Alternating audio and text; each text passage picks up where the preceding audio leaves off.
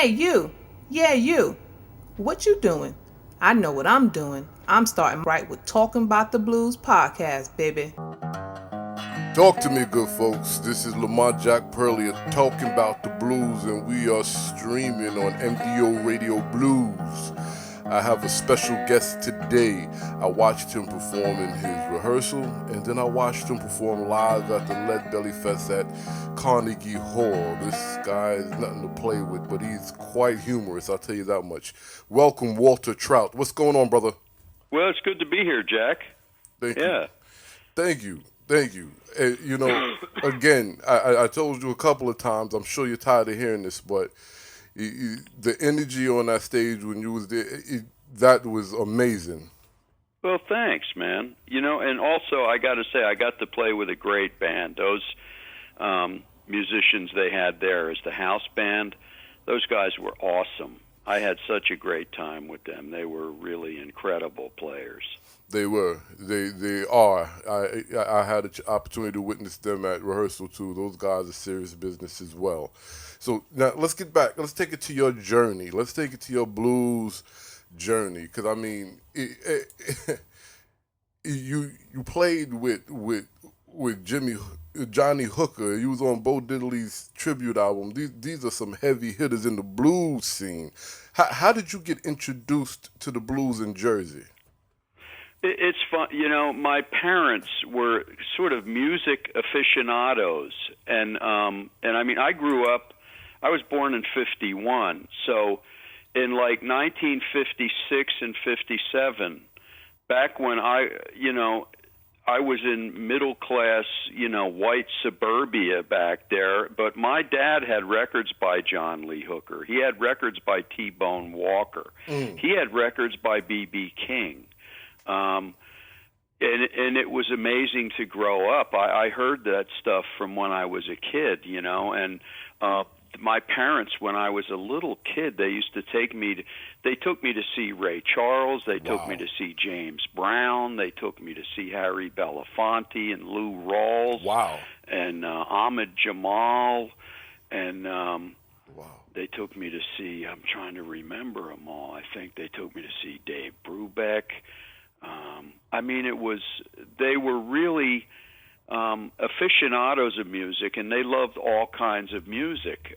During the course of a day in my house when I was a kid, I'd hear T-Bone Walker. Then my mother would play Hank Williams. Then somebody else in the house would play Bill Monroe. I'd hear bluegrass music, and I heard everything, it was just a great atmosphere to grow up in. And when I got interested in music and really fell in love with music, my parents supported me in that. They took me to see these great players. For my 10th birthday, man, my mother made it so that I got to spend the afternoon hanging out with Duke Ellington and his orchestra. Oh my gosh. Yeah, and I got to sit down and talk to Duke Ellington. And I got a trumpet lesson that day from the incredible Cat Anderson, who was the guy in Ellington's band who played all the high notes on the trumpet. And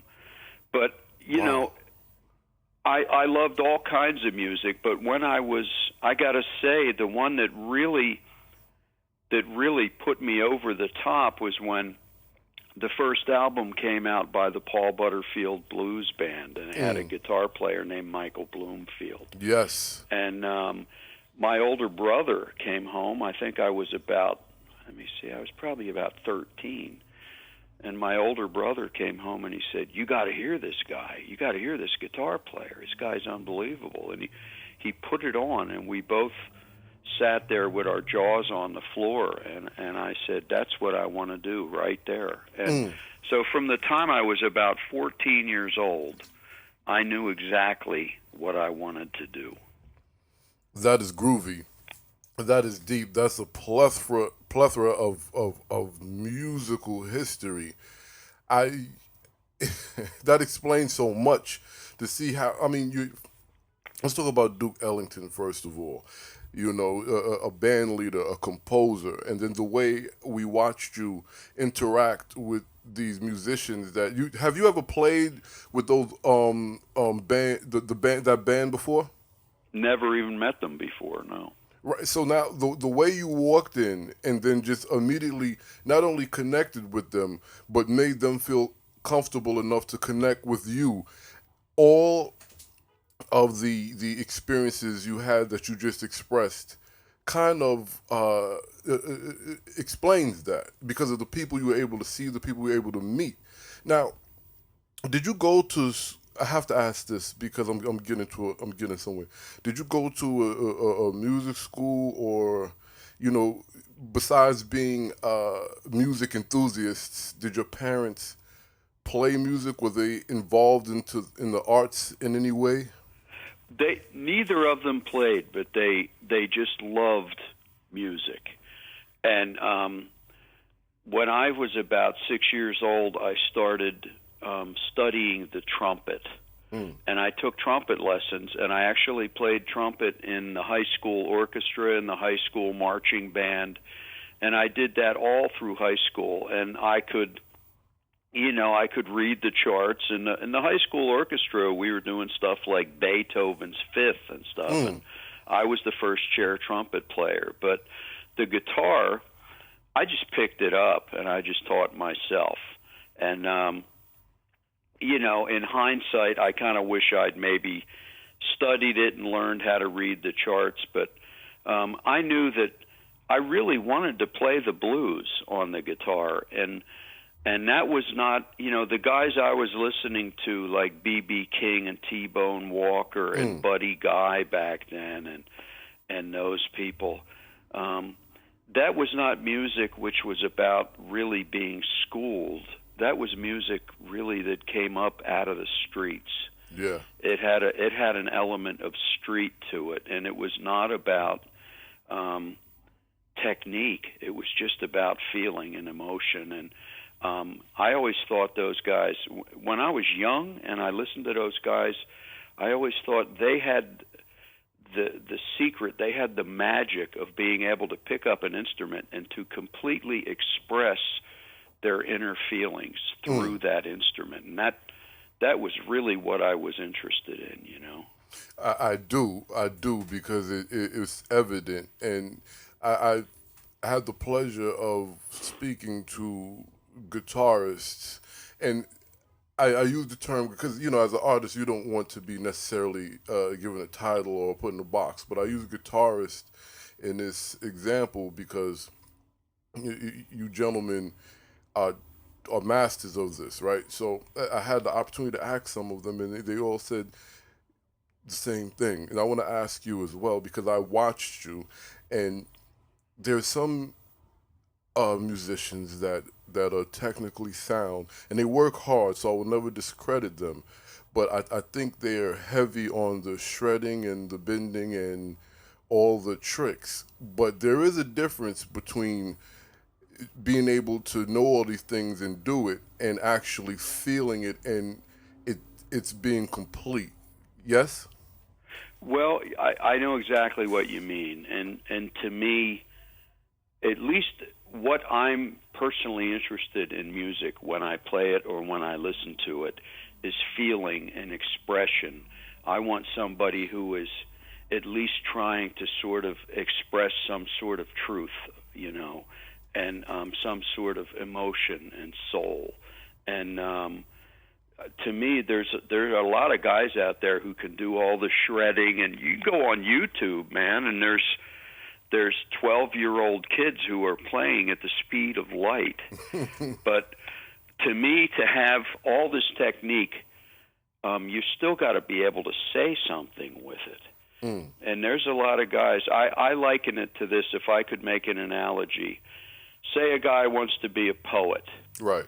So he learns all the big words in the dictionary, and then he just stands there on the corner and shouts out big words. It doesn't have any meaning. You got to be able to put those words together to say something, And so I know exactly what you mean.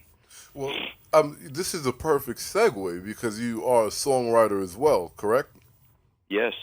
So now, I heard some of these songs, and I mean, I felt them.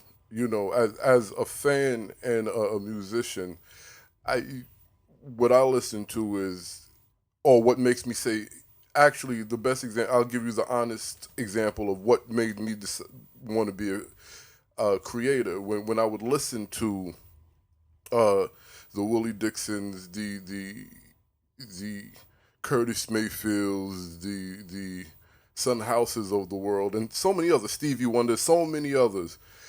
I would just be like, yo, I want to affect people like that, Yes. right? Exactly. So, and I'm saying that because when I saw you up there, and when I heard the songs and saw what you were doing on the guitar, I didn't think to myself, I want to learn the guitar to do those tricks. I was like, damn, I want to make people feel like that. You understand what I'm Yeah. saying? And to me, that's what it's about. Is I want to make them feel something. I don't want to impress them with technical wonder. I want to make them feel something. I want to create an emotion in them, and I also want to connect to that audience in sort of our common humanity. Right.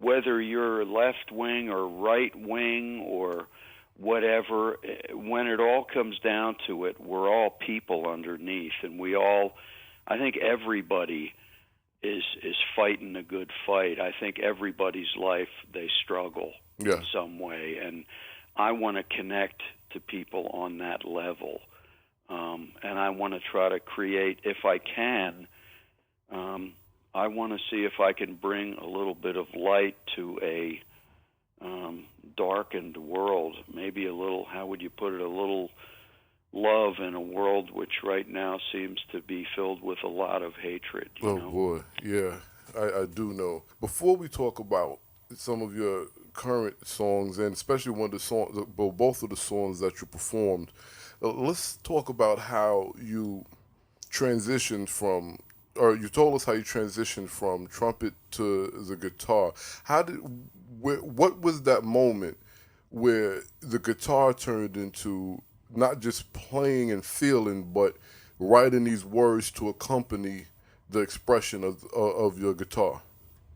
Well, I actually, when I was really just about through high school, I started writing songs.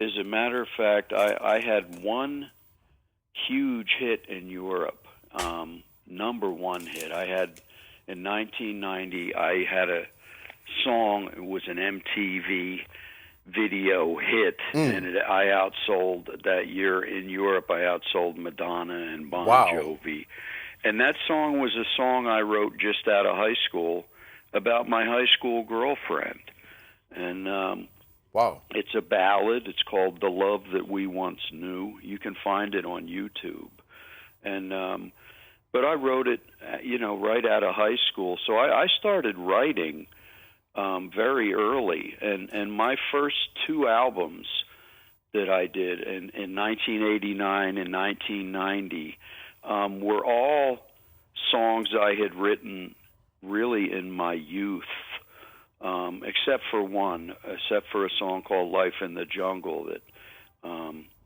that I had written, around the time I made the records. But other than that, I had this whole backlog of songs, but it was something I really did for fun. It was a way of expressing myself, and it was a way of getting things off my chest and making a statement about things, and I've always done it. And now I've done 23 solo albums on my own, and I think I've published probably 220 original songs. Wow, that's a lot. I mean, that's groovy. And notice, good people that's listening, published, because there's a difference here. Writing a song, publishing the song. So that's 100%, right? Since you published your own songs, or it's 200%. Well, no, that's complicated. You still have to have somebody that is basically the collector for the royalties in every single country somebody has to go to. They don't just send them. When you publish music and you have it on a record, it doesn't just come in. You have to chase it, and you have to go out and get it. And so you hire somebody to do that. I don't have it in me to go to 190 countries and see what, you know what I mean? I do.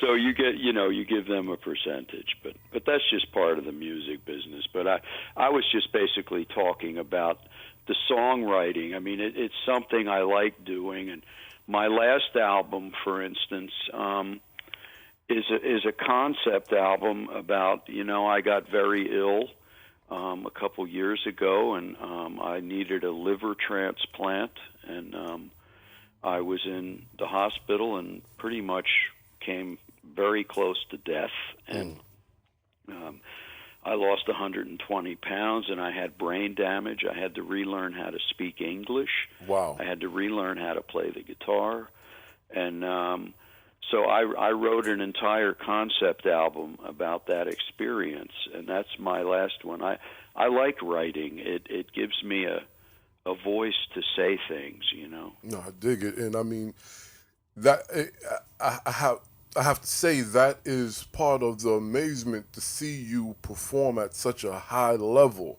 If somebody listening does not believe, and please forgive me if you have other beliefs, but that just makes me believe in God even more, especially after witnessing your performance. Well, thanks. That's, I believe in God too, and I know that without God's help, I wouldn't be here right now. I had great doctors, I had great surgeons, but my life was saved by God, and it was also really saved by my wife, who many days I told her, this hurts too bad, I want to go, I'm ready to go, and she'd say, no, you can't, you have to fight. And she'd hold my hand, and she'd climb in the bed and hold on to me and tell me, you have to fight and you have to hold on, Yeah. That's but real. I believe in the power of prayer, very much so. Yeah, absolutely. The power of prayer and the power of union. That's serious, and that's a song. So I do want to bring it back to something that you just said that was it was very because a lot of people get this they lose hope right now. To me, at this point, your entire life is a testimony of a hope and prayer, as we just discussed. But you said that from your first album, those are all songs you wrote out of high school. Now, correct me if I'm wrong. By the time you put this album out, were you out of high school for some time? Oh, yeah. In 1989, I was 38 years old. I didn't go solo until I was 38, because I had a really good run as a sideman. I played with John Lee Hooker and Big Mama Thornton and Percy Mayfield and Joe Tex and Bobby Hatfield of the Righteous Brothers. Wow. And then I got into the band Canned Heat, and I was with them for 5 years.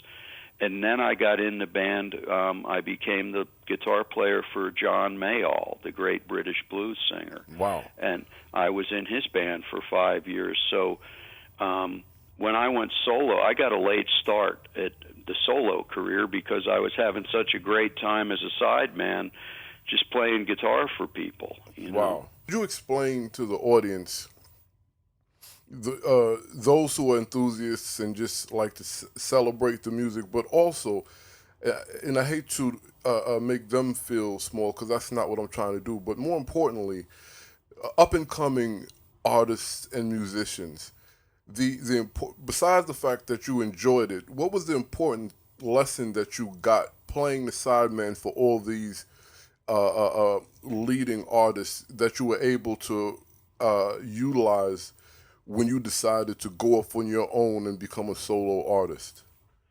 Well, when you're playing with somebody like John Lee Hooker or you're playing with Big Mama, or you're playing with Canned Heat, you have to, or Mayall, you have to try to tap in mentally to what you think they're trying to do, and you have to fit in. You have to become part of their musical vision, and you have to give them what they need. And that is a huge lesson and learning experience. Like when you're playing with John Lee Hooker, here's an example, and you're doing Crawlin' King Snake or some song like that, and he gives you a guitar solo, you can't come out and start doing Jimi Hendrix solos. It doesn't fit. Right. It doesn't work. You have to become part of the whole picture there. And so you have to, what I would do when I'd get these gigs was I would say, okay, I'm going to play with Big Mama Thornton now. I'd get a bunch of her records and I would immerse myself in her music. And I would really try to tap into what she's doing, what she wants, what does she need here. And, you know, so that was a huge lesson. And you also learn that it's really important not to just come out and play solos. You've got to be part of the band. Yeah. You've got to really back these people up and give them what they want, because they're the focus of attention in that show, you know. And I got to tell you, when I went to the first gig with Big Mama, for instance, there was no rehearsal. It was just, hey, show up and play, you know. I said, okay. And when we're backstage, I said, so Big Mama, what are we going to do? And she said to me, all you got to do is play like B.B. King. She goes, I don't want to hear none of that psychedelic shit. Just play like B.B. King. And so, you know, when it was time to play, I gave her my very best B.B. King, and she loved it, you know. Yeah, that's groovy. I mean, first of all, I'm sorry, I have to say, the fact that you're playing side lead guitar for blues legends who were like established during the golden era of blues. This is like amazing, and this is historical, you know. And to get to play a lead with Big Mama Thornton, I mean, she recorded Hound Dog. Yeah, and Ball and Chain. Yeah, and she was a great harpist. She really was, and you know what? She was also really cool. I had a great time with her, man. I really did. And I can tell you, if you go on YouTube, there's a documentary that a Dutch, my Dutch record label did a documentary on my life, and it's called The Walter Trout Story. And there's footage in there of me playing with Big Mama, and there's footage in there of me playing with John Lee Hooker. Wow, which is my next thing. I hope you all wrote that down. I'll put a link on this so you guys can, or on the Talking About the Blues website. I will definitely put a link in on the Talking About the Blues Facebook page of that documentary. Now, I need to ask you this as a guitarist, playing lead guitar for a blues guitarist. How does that work? Well, to me, it's got to be about feeling, as I said before. It's got to be expressing yourself. You know, I've been told by, you know, accused by certain critics, you know, they say, well, he plays too many notes. But sometimes that's my style, and that's how I choose to express myself. And, you know, Deacon Jones, the great Hammond organ player who was John Lee Hooker's band leader, he played with Freddie King for 15 years. He's in my documentary because I played with him with John Lee Hooker, right? And he says, this is his quote, "There's no such thing as too many notes. There's no such thing as too little notes. What there is are you communicating with your instrument?" And that, to me, is what the blues is about. It's about communication. Let's let that marinate for a second. Because that's serious. Because, a jazz musician told me this joke. He said, jazz is 1,000 notes no one listens to, and blues is 4 notes 1,000 people listen to. But Yep. but the statement that was just made kind of debunks that theory. Well, you know something? Whether you play fast or slow, I mean, listen to Buddy Guy, man. Oh, He boy. goes off. Yes, he does. But what it's a matter of whatever note you play, you better mean it. That's all it is. Right. Because you can feel it. You can feel if that note is coming from the gut, the soul. Yes, exactly. Okay, so now you're 38. Because I'm what's the word? I'm staying on this moment for a reason, because a friend of mine, he's a songwriter. He said, "Listen, a song is always new because there's a group of people who never heard it." I'm trying to encourage up and coming, or even if they're not up and coming, any musician or songwriter, if you have something, put it out there. It doesn't matter, because you took, what made you use those early songs you wrote as your first album? Because I thought they were worth hearing.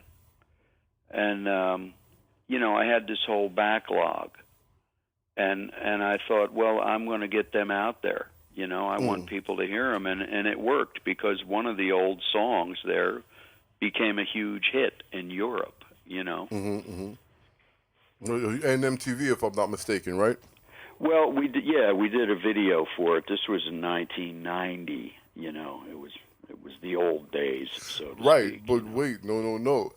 You're a part of history. MTV, regardless to mine or anybody else's personal feeling on it, MTV revolutionized music, because at that point, it kind of, it's like the digital era. It helped and slightly hindered, because now you could just go on the internet and find stuff. You don't have to go and see somebody unless you really want it. MTV kind of helped that, but they also did something that really wasn't done before. They brought these artists into your home. You got to see how they looked, and and that's kind of big. They kind of changed the game a bit. Well, they changed the game in that, in some ways, they created artists that were more based on looks and image than their music. Yeah, that's the. So that's, it did change the game by all means. That's the ugly side of the monster. Yeah, I actually a long time ago I wrote and recorded. You remember they had their thing, "I Want My MTV." Yes. Well, I have a song called "I Don't Want My MTV." Wow, nice. That one's on YouTube too. It's pretty good. Nice. So I don't you're want anti-system. my MTV. The story must be told, because every time I watch it, I feel like I'm getting really old. That's the first line. So you're anti-system. I like that. Okay. Coming from being a great sideman, almost could be compared to like a Willie Brown, because he was like the super sideman of the early Delta blues. Mm-hmm. What was the reception of those who appreciated what you did in that space when you came out and decided, this is, I want to do my solo album? I'm not sure what you mean. What was the reception, you mean, to the album? Well, no, not necessarily. I mean, I guess I'll give you an example to make it a little better. I'm a big Law and Order fan, right? And my favorite character on Law and Order is Jack McCoy. I don't think I want to see him play anything other than Jack McCoy. I gotcha. You mean, how was it to go from like a good 15 or 18 year sideman career and suddenly try to be out there as a solo act? Yes. Well, I mean, I really wanted to be out there. I really wanted to kind of show the world, hey, I can write and I can sing and I can perform, and that was always my dream anyway, was to do that. But it was also much higher kind of pressure, you know, sink or swim. You're going to make it or you're not. Whereas being a sideman, I just went from one gig to the other. I was in demand, you know. It was like I was not without work, you know what I mean? I do. And, you know, everybody, all these acts kind of wanted me to play guitar for them. And, but then as a solo act, you're stepping into unknown territory. You're jumping off the cliff, and you got to see what's going to happen. It was exciting. There was high pressure, but I was lucky in that it caught on pretty quickly. You know, as a matter of fact, my first album was called Life in the Jungle. That was in 1989, and the London Times in London, England, gave it a review, and it was a good and bad review. One of the sentences said, "This album. The good news is this album is the best album in the history of the blues rock genre." And the bad news is, do we really need another album in the blues rock genre? Wow. You know, that was their review, but they said it was the best one, and I was lucky in that a year later I had that hit, and all over Europe that hit caught on, especially in countries like Denmark and Scandinavia and Holland and Belgium. And when that record was at number one, I did a free concert in the park outside Amsterdam, and I drew 500,000 people. Wow. Yeah, so I mean, it was, you know, I was able to get an audience going pretty quickly, you know, and I was a one-hit wonder. I've never had another hit, but out of that group of people, I've been able to hold on to a lot of them, you know. Well, I mean, that's really what the business is about, you know, getting a core audience, and everything else is extra. Yeah, exactly.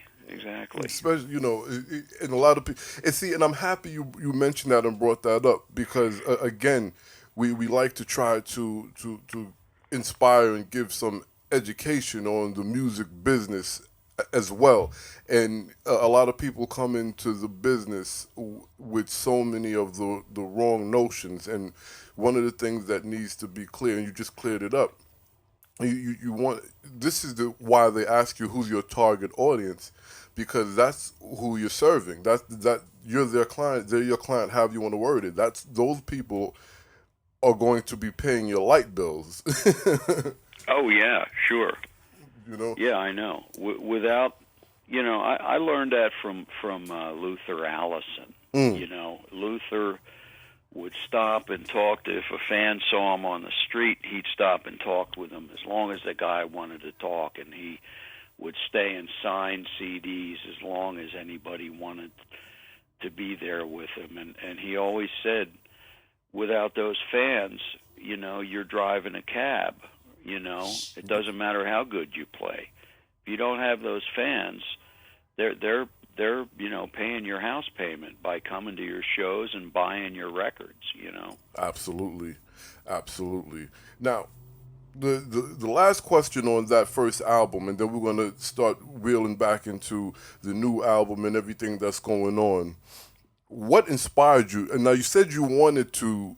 Your dream and goal was always to go out on your own, and you played sideman for several years. What about that moment let you know that you were ready? Well, I was 38. It was my birthday, and I was with John Mayall, and we were playing in Gothenburg, Sweden, and we were in a big, beautiful symphony orchestra hall, kind of like Carnegie Hall. Kind of the same vibe. And I was up there playing, and my brain was going, you're 38 years old. You can stay in this band probably for years and years and years. John Mayall and I are dear friends. I could have stayed. But I have songs I want to perform. I want to sing. I want to show the world what I can do, and not just be in the background and play 4 solos every night. And I think I'm going to have to quit. You know, I'm going to have to take that chance. And that was a hard gig to walk away from. And I went to his room after the gig, and I said, I'm going to have to leave the band and try my hand as a solo act. And I was crying, and he was crying, and he said, I'll always support you, and you're my dear friend, and I love you, and, best of luck. And he understood. And it was kind of scary, Yeah. And he did say, I have to say it, he said, look, I'll support you and I love you, but if a year from now, if you haven't succeeded, don't call me up and say you want the gig back, because I'll have somebody else in my band at that point. He said, so you better make sure that you're ready to do this, because once you walk away, you're gone. You don't come back. And it was a great gig, He paid me wonderfully. We traveled all around the world, stayed in great hotels, did big shows, it was as far as being a sideman in the blues, a guitar player, that's the pinnacle. You can't get any bigger than that. Now somebody would say, well, you could have played with B.B. King. Yeah, but you'll play chords. Right. You'll stand in the back. With John Mayall, he's one of the probably top 5 blues acts in the world, but he features you. He lets you sing. He lets you do solos. He yells your name after every song. He actually builds you up into a known person. Right. Right. And so it was hard to walk away from, but I had to do it, It was time. It was time, yeah. 38 years old. I'm like, there's a lot of guys out there by 38, they're trying to resurrect their solo career because they got real big when they were in their 20s, and then had a lull. Right. And they're trying to hold on to what they used to have, and I was just starting, Well, that's actually very interesting, very groovy, and a great part of the blues. You can perform until you're 90 in the blues, as we see. Oh, well, that's the thing. If you say you're a rock and roller, well, you're supposed to stop when you're 30, and they make all the jokes about the Rolling Stones being so old. But nobody was telling B.B. King he should stop when he was 86, right? That's right. Nobody said, oh, you're too old to play. No, you're not. With the blues, the older you get, the more respect you get.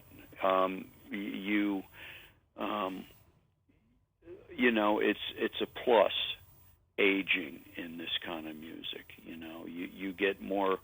People look at you that you have more authority and you have more to say because you have more experiences. You have more life experience. That's right. You lived a long life. You can shed some wisdom. You have a perspective. That's right. Mm-hmm. Mm-hmm. So now, how is touring now? Because you got a lot going on.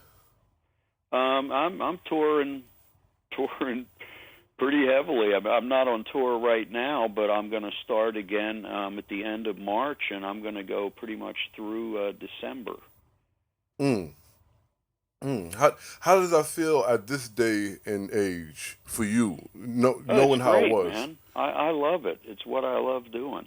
I want to get up and play to people. I want to look them in the eye and play and see if I can move them somehow. I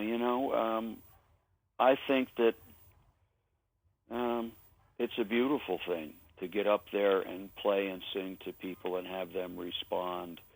Like I say, you can bring a little light to the world, and so I love it. I'm one of those guys that I like the road. That's groovy. That's super duper groovy. So let me ask you this. Coming from analog and live shows being the sole base of the music business at one time and vinyl and things, how do you feel about this new digital internet YouTube industry of music? Well, it's all changed drastically in the last 20 years, right?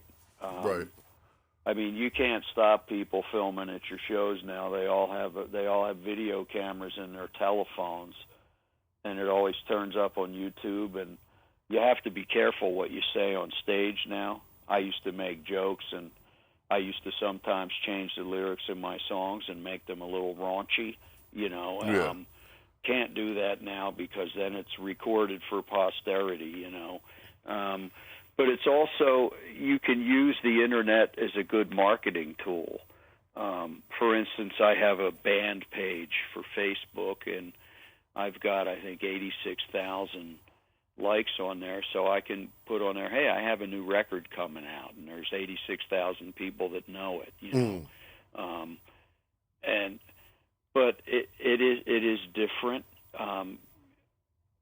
I mean, it is what it is. You can't change it. I Right. do, in some ways, miss the old days where if there was somebody at one of my gigs with a video camera, you know, we went to the camera and took the film out of the camera and kept it because, you know, it was illegal.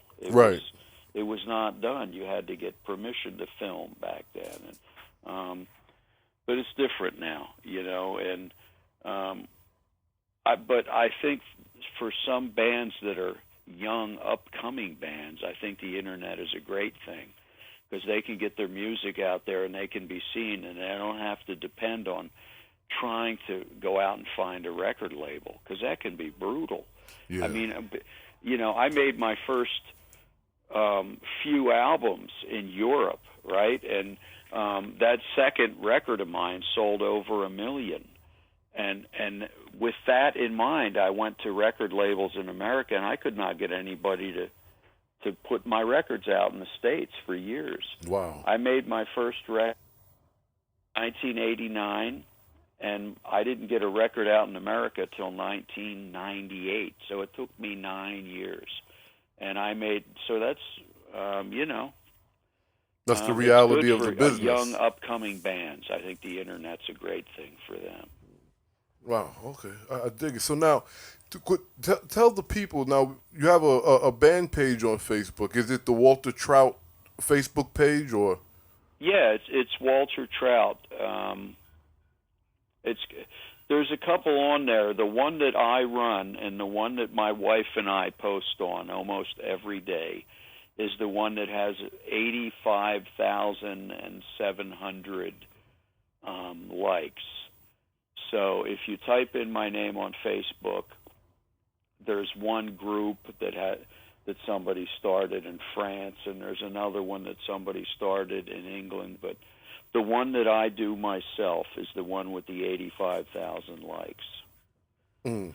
Now and I put videos on there every day, old cuts. I keep that thing going, you know. Yeah, you got it. Yeah, it has to be active, and you have a YouTube page and a website and a Twitter.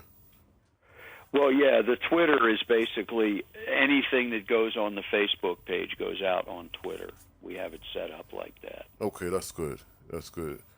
And so all of your social media sites, YouTube, Twitter, Facebook, and your website is all under Walter Trout.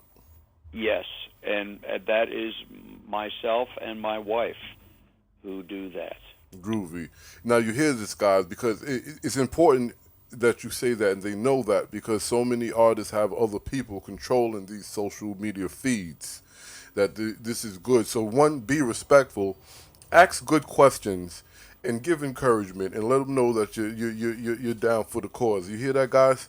Now, well, you know, sometimes the internet has got a lot. You know, it's got good points and bad points. Like the other day, I posted that I was going to go do a video and have dinner with some guys. There's a new album coming out, The Supersonic Blues Machine. Mm-hmm. And it's Kenny Aronoff, the great drummer, and Lance Lopez and Fabrizio Grazzi, and they have guests. They have Billy Gibbons, they have Warren Haynes, Robin Ford, Chris Duarte, Eric Gales, and me.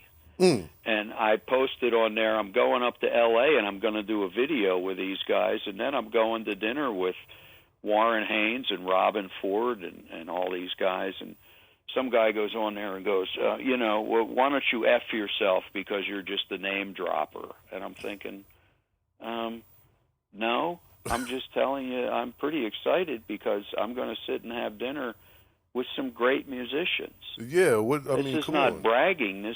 I'm excited, and I'm sorry, but if you can't understand that no matter what level I'm on, I get excited being around great musicians. Rightfully so. It. Right, rightfully so. And, and that's another thing.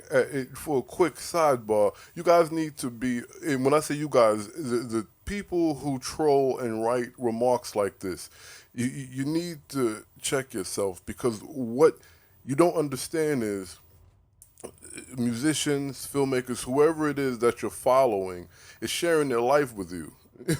And they would excited and sharing information with you as they would be sitting down, having tea, drinking whiskey, or whatever the hell they're doing, and letting you in on what's going on. So be appreciative and cut that out.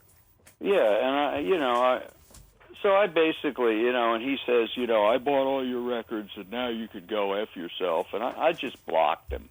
Absolutely. What can I do? You can't please them all. No, not at all. Now, the name of this current tour is Battle Scars, so this is the conceptual album. Yeah, that's the album about my illness, exactly. And the tour is happening now. You can buy the CD actually on the website, right? You can go to my website. You can buy the CD. Also, the dates will be up there. I'll be playing, for instance, in April. I'll be at the New Orleans Jazz Fest. I'm going to headline Saturday night at the Tampa Bay Blues Fest. I'll be at the Beale Street Music Festival in Memphis, headlining in the Blues Tent. BB King's in New York City. That's right. I'll be at BB's in New York City. I'll be at the Infinity Music Hall up in Hartford. Besides the other album that you're working on with these great musicians, what else is in the future for you, Mr. Trout? Well, right now I'm in the process of mixing a live album that I did in Amsterdam a couple of months ago.